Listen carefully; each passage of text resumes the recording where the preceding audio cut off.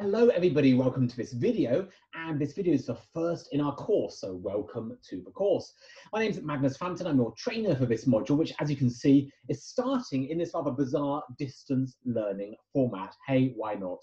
These videos are going to be one part of your distance learning. There'll be video conferences with me as well, hopefully in small groups, and I'll be giving you tasks to do occasionally in addition to that. So we'll put together through this bundle of offers, hopefully a course which is interesting for you guys. This first topic is going to be defining social work. What is social work? We're going to be looking at global attempts to pin down what our profession is.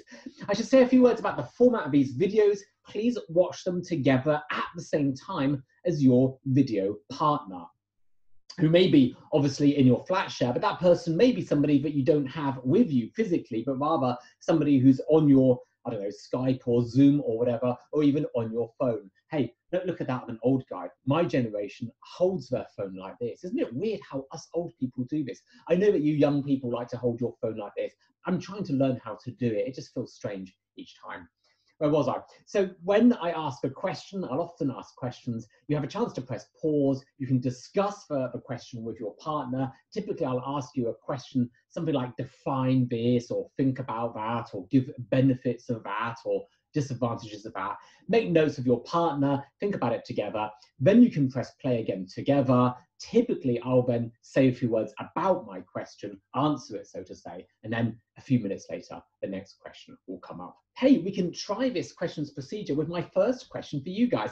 In a minute, what is social work? But first, what is a tree? Isn't that a weird question? Discuss with your partner, pause here. What is a tree exactly? What did you come up with? Big thing, lots of wood, leaves which fall in autumn. Big thing, lots of wood, leaves which fall in autumn. I reckon you have something like that. In northern Germany, when we think of a tree, we typically think of an oak tree. We might even believe it's our national tree. It's on the little euro coins, isn't it? You get an oak leaf and an acorn on the little euro coins. And we had it on the Pfennig before that. And it's in our art, it's in our culture. This is, of course, Caspar David Friedrich. Good. It's worth noting other countries also think it's their national tree. It's quite common throughout the north of Europe. If you come from Bavaria, if you come from the Black Forest, you might not have immediately thought of that oak tree. You might have thought of another tree. The south of Germany is covered in beautiful pine trees, fir trees. Then our definition of the tree would be quite different, wouldn't it? You know, our idea of this big thing made of wood with leaves that fall in winter. A pine tree doesn't have leaves. It has needles, and it keeps these needles throughout the winter.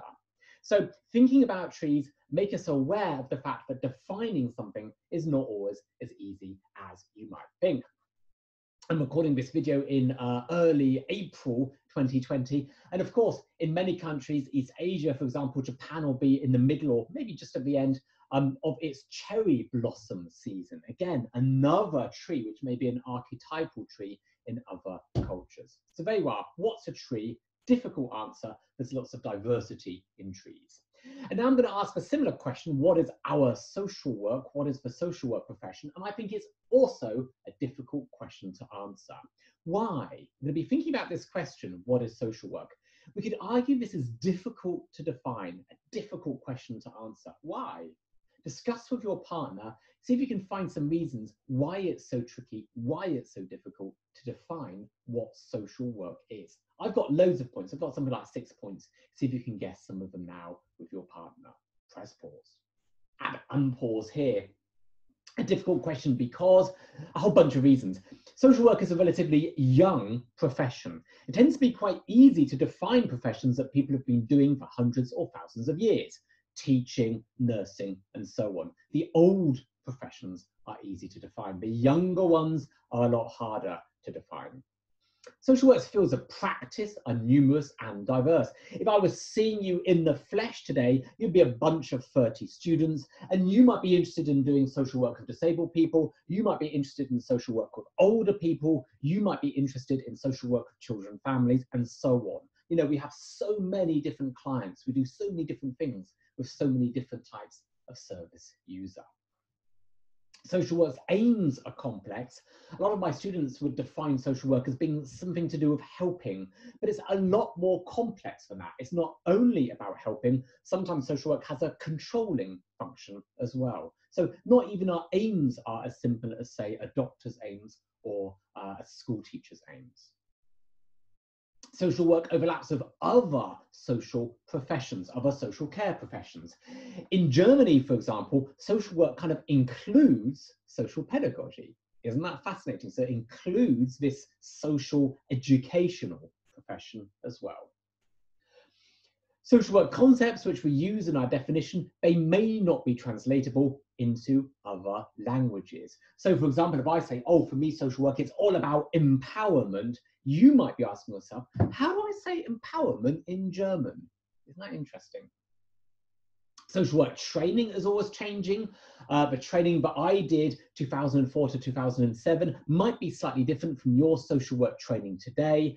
Social work training in Britain today is quite different to how it was when I was a kid in the 1970s. And it goes without saying, social work is quite different in different countries. A German definition that really satisfies German practitioners, German thinkers, wouldn't necessarily satisfy the British and vice versa. So this question is much harder than you might think. This is a tricky question which we need time and energy to think about. Is it actually worth doing then? If this is such a hassle to define social work internationally, why don't we just leave it? You know, what arguments are there in favor of creating an internationally agreed definition of social work? Once again, pause here, natter with your partner. What did you come up with? There are some powerful reasons why we should do it. It can help the development and the status of social work as a profession internationally. It's nice if we can say what we do, if we can say who we are and what we're trying to achieve with our work. It can help the communication between international practitioners. You know, you're creating a kind of core vocabulary, you know, of terminology. You're collecting your key ideas together. Can be useful to establish universal social work concepts. If we make a definition and it's detailed, hopefully our key concepts will come up in it, and that will encourage us to reflect on these concepts. And it can help the profession to remind itself what its orientation is, what its goals are, you know, what are our values, for example.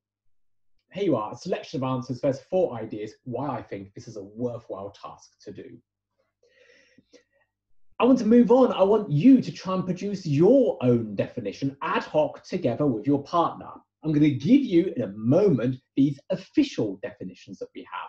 But first, think, scratch your head, you know, chew your pencils, consider your own definitions of social work. What has to go in it? Write down a few terms, write down some jargon, write down some ideas together with your partner.